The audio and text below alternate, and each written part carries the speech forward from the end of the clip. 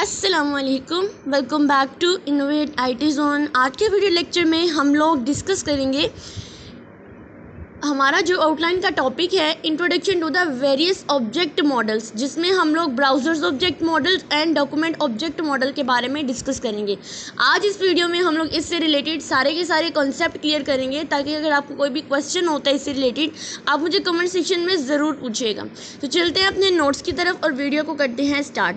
सबसे पहले तो अगर मैं आप लोगों को बता दूँ तो ये जावास्क्रिप्ट के ऑब्जेक्ट मॉडल्स हैं, ठीक है। इनमें एक आता है बूम, जिसको हम ब्राउज़र ऑब्जेक्ट मॉडल बोलते हैं, और एक हमारे पास आता है डॉक्यूमेंट ऑब्जेक्ट मॉडल। तो जो हमारे पास बूम है इसके अंदर हम विंडो ऑब्जेक्ट क्या होते हैं, नेविगेशन ऑब्जेक्ट क्या होते हैं, स्क्रीन ऑब्जेक्ट क्या होते हैं एंड हिस्ट्री ऑब्जेक्ट क्या होते हैं, इसके बारे में डिस्कस करेंगे। एंड डॉक्यूमेंट ऑब्जेक्ट मॉडल है manipulating the doom element with the JavaScript के साथ उसको किस तरह से मैनिपुलेट करेंगे, इस बारे में हम लोग डिस्कस करेंगे।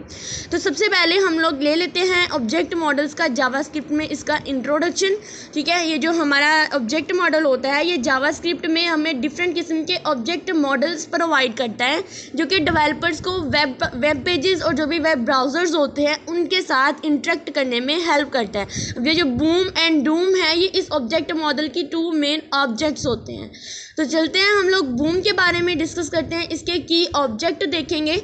तो बूम जावास्क्रिप्ट के ब्राउज़र के साथ इंटरेक्ट करने का एक हमें ऐसा तरीका प्रोवाइड करता है, या आप कह सकते हैं ऐसा वे प्रोवाइड करता है। ये ब्राउज़र की जितनी भी फंक्शनैलिटीज़ होती हैं उसको कंट्रोल करने के लिए ऑब्जेक्ट और डिफरेंट मेथड्स प्रोवाइड करता है। इसमें कुछ इंपॉर्टेंट हमारे पास की ऑब्जेक्ट हैं। सबसे पहले आ जाता है विंडो ऑब्जेक्ट। अगर विंडो ऑब्जेक्ट की बात करते हैं तो हमारे जो वेब ब्राउज़र होते हैं उसका जो विंडो होता है उसको रिप्रेजेंट कर रहा होता है, यानी ये ब्राउज़र विंडो को रिप्रेजेंट करता है। और ये ग्लोबल ऑब्जेक्ट होते हैं, यानी इसके फंक्शंस और प्रॉपर्टीज़ को कहीं भी एक्सेस किया जा सकता है। जैसे विंडो डॉट अलर्ट की हम एग्जांपल लेते हैं तो ये एक हमें अलर्ट बॉक्स डिस्प्ले कराता है। और इसमें हम जावास्क्रिप्ट की बात करें तो हम जावास्क्रिप्ट में जैसे विंडो डॉट अलर्ट लिख के हेलो वर्ल्ड लिखते हैं तो ये मेरे पास क्या होता है, मेरे पास जो एक बॉक्स ओपन होता है, एक पॉपअप अलर्ट बॉक्स ओपन होता है, वहाँ पे हेलो वर्ल्ड प्रिंट हुआ होता है, ठीक है। उसके बाद विंडो डॉट लोकेशन की बात करते हैं तो ये किसी भी आपको करंट यूआरएल का पता बताता है और आप यूआरएल को चेंज भी कर सकते हैं। जैसे यहाँ पे अगर मैं इसका कोड दिखाऊं, बेसिकली एंटरप्राइज में ज़्यादातर हमारे पास कोडिंग टाइप ही है, क्योंकि एंटरप्राइज हमारे पास डिफरेंट किस्म की प्रोग्रामिंग लैंग्वेज जैसे HTML, CSS, JavaScript, C#, ADO.NET इस तरह की प्रोग्रामिंग एग्जाम्पल से मिलकर बना है। तो हमें यहाँ पर प्रोग्रामिंग को ही देखना है मोस्टली, ठीक है। उसके बाद देखिए मैंने आपको बताया कि विंडो डॉट लोकेशन आपकी करंट यूआरएल को भी बता सकता है और आप यूआरएल को रीडायरेक्शन यानी इसको चेंज भी कर सकते हैं। जैसे यहाँ पे console dot log window dot location dot href का मतलब होता है कि href का मतलब होता है कि आप लोग कोई भी यूआरएल जो करंट यूआरएल होता है उसको डिस्प्ले करा रहा होता है। लेकिन जब आप इसको चेंज करना चाहते हैं तो window dot location dot href लिख के अंदर उसका लोकेशन डाल सकते हैं। फॉर एग्जाम्पल आपने गूगल का लोकेशन देना है तो यहाँ पे www.google.com का आप लोकेशन दे सकते हैं। उसके बाद हमारे पास आता है window dot set time out. ये भी हमारे पास एक फंक्शन है।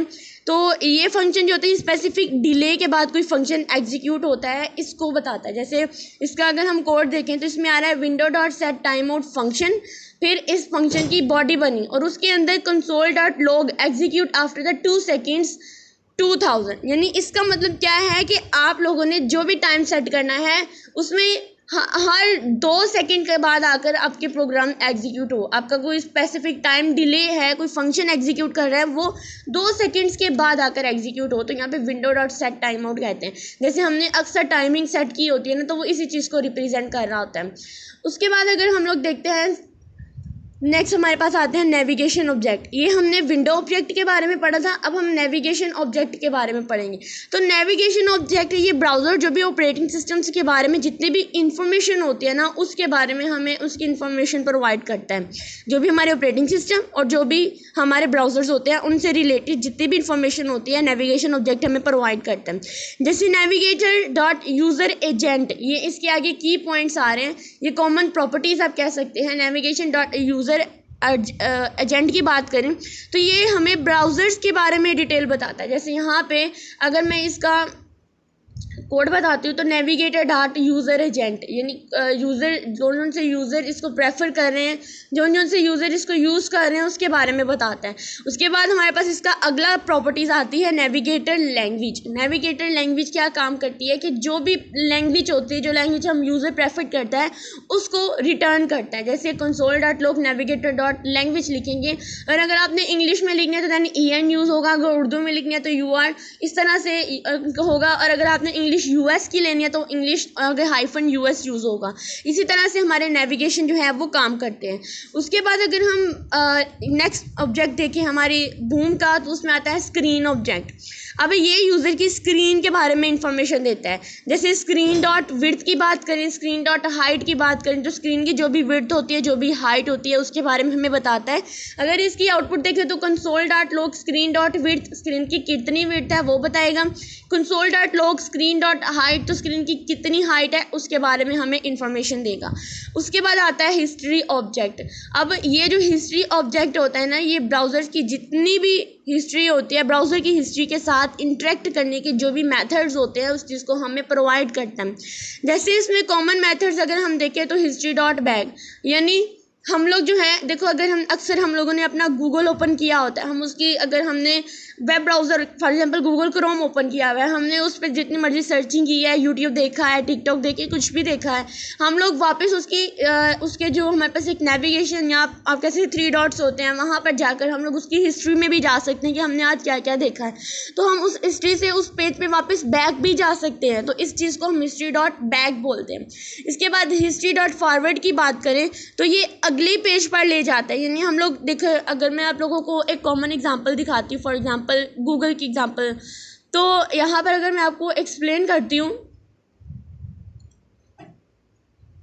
समझे ये आपकी गूगल स्क्रीन है, ठीक है। आप लोगों ने अक्सर देखा होगा कि एक एरो का निशान यहाँ पे इस तरफ बना होता है, एक एरो का निशान इस तरफ बना होता है। जब आपने वीडियो को बैक करना होता है, किसी प्रीवियस वीडियो के ऊपर फॉर एग्जांपल जाना चाहते हैं, तो आप यहाँ पर क्लिक करते हैं और प्रीवियस चले जाते हैं।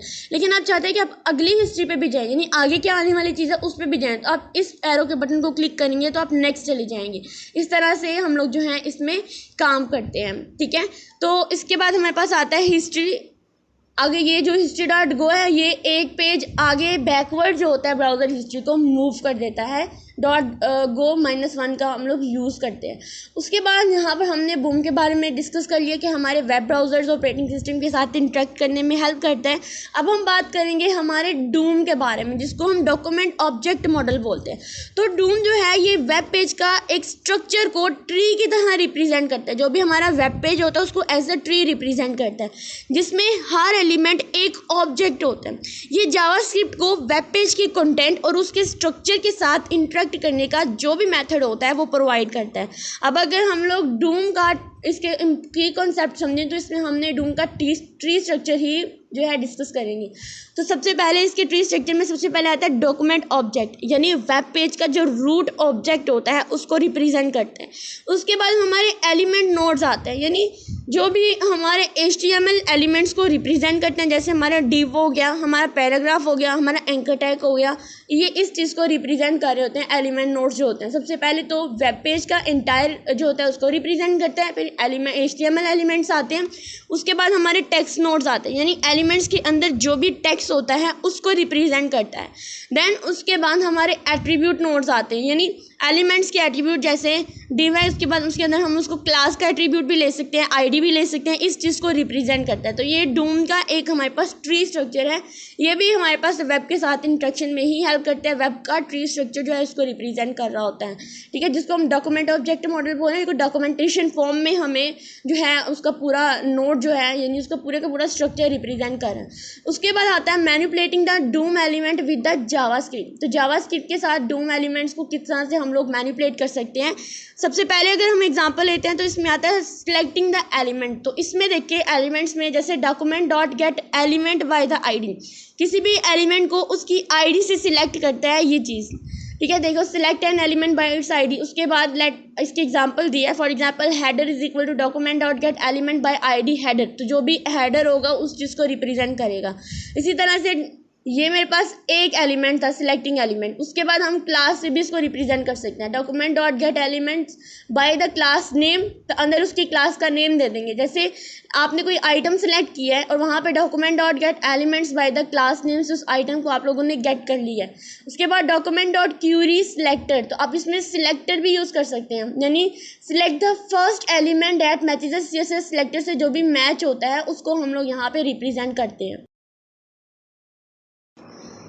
ठीक है, उसके बाद हमारे पास देखें इसकी उन्होंने एग्जाम्पल भी गिवन की है। Let the first item document dot Curie selector item, तो आइटम जो भी फर्स्ट एलिमेंट होता है जो हमारे CSS सिलेक्टर से मैच करता है उसको ये वहाँ से सिलेक्ट कर लेगा और उसको गेट कर लेगा। उसके बाद आता है document dot Curie selector all, जितने भी एलिमेंट्स होते हैं जो CSS सिलेक्टर से मैच होते हैं उन सबको ये जो है उसको सिलेक्ट कर लेता है, उन सारे एलिमेंट्स को सिलेक्ट कर लेता है।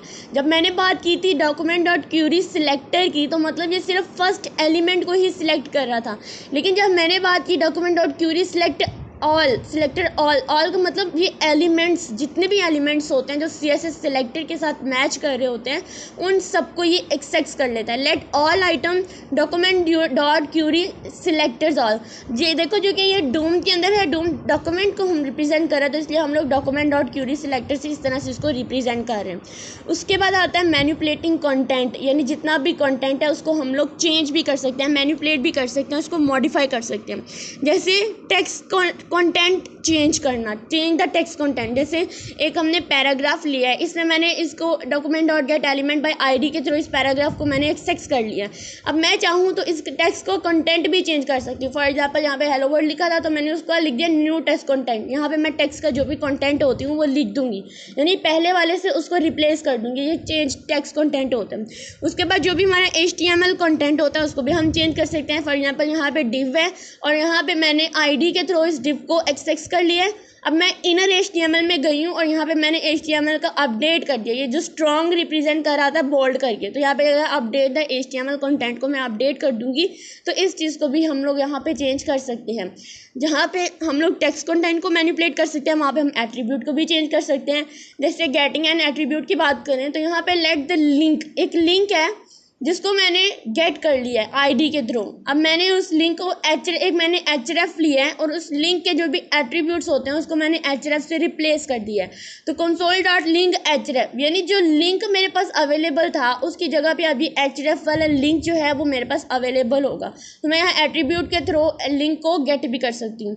उसके बाद सेट एन एट्रीब्यूट, यानी अब मैं अपनी मर्जी से लिंक को सेट भी कर सकती हूँ। अब यहाँ पर तो मुझे बताएगा ना कि किस चीज़ को मैंने, किस एट्रीब्यूट को मैंने गेट किया है, तो यहाँ पे मैं अपनी मर्जी से यहाँ पे उसको खुद से चेंज भी कर सकती हूँ। फॉर एग्जांपल मैंने href का लिया है ना एट्रीब्यूट को सेट करने के लिए, आगे मैंने उसको उसका लिंक प्रोवाइड कर दिया, यहाँ पे मैंने गूगल का लिंक प्रोवाइड कर दिया तो वो मुझे डायरेक्ट गूगल की लिंक पर ही लेकर जाएगा। उसके बाद आता है मैनिपुलेटिंग द स्टाइल्स, तो यहाँ पे स्टाइल में भी चेंजिंग आ सकती है। जैसे यहाँ पे जो भी डायरेक्टरी होती है उसको चेंज कर सकते हैं। जैसे एलिमेंट है, इसको मैंने गेट कर लिया बाय ID के through. Element dot style dot colour, मैंने उस कलर को ब्लू रख दिया और उसका फॉन्ट साइज 20 पिक्सल का रख दिया। ठीक है, इसी तरह से हम लोग creating and appending the elements, यानी क्रिएटिंग अ न्यू एलिमेंट्स भी हम लोग क्रिएट कर सकते हैं। लेट न्यू एलिमेंट लिया, document dot create the element P, अब मैंने एक पैराग्राफ के नाम से एक एलिमेंट लिया। अब new element dot text content, अब वो जो न्यू एलिमेंट है उसके अंदर टेक्स्ट कंटेंट लिखूंगी कि this is the new paragraph. ठीक है, तो यहाँ पे हम लोगों ने डिस्कस किया था इसमें एलिमेंट्स को किस तरह से चेंज कर सकते हैं। और अगर मैं अपेंडिंग द न्यू एलिमेंट करना चाहती हूँ तो मैं इसको क्या करूँगी, क्योंकि अपेंडिंग मैं बॉडी के अंदर करना चाहती हूँ तो document dot body dot appending child new element, इस तरह से इस कोड को लिख के मैं इसको एक्सेस कर लूँगी। उसके बाद कहेंगे, बात आती है सबको हमने गेट कर लिया, सबको हमने सेट कर लिया, लेकिन मेन बात आती है कि अगर हमें एलिमेंट्स को रिमूव करना है। एलिमेंट को रिमूव करने के लिए सबसे पहले लेट एलिमेंट टू रिमूव, जिस एलिमेंट को मैंने रिमूव करना है उसको मैं लेट करूँगी। फिर इसको मैं सिलेक्ट कर लूँगी, रिमूव मी के नाम से मैंने जो भी मेरा एलिमेंट था वो लिया, उसको मैंने ID के थ्रू जो था सिलेक्ट किया। ठीक है, गेट कर लिया। और element to remove dot parent node remove child, parent node से जो भी चाइल्ड नोड तक जिसको भी मैंने एलिमेंट को रिमूव करना है उसको मैंने यहाँ पर एक्सेस कर लिया। ठीक है, तो आज का लेक्चर जो था हमारा बूम एंड डूम से रिलेटेड था। तो आज के लेक्चर में हम इससे रिलेटेड आपको कोई भी क्वेश्चन हो, कोई भी क्यूरी हो, आप मुझे कमेंट सेक्शन में ज़रूर पूछ सकते हैं।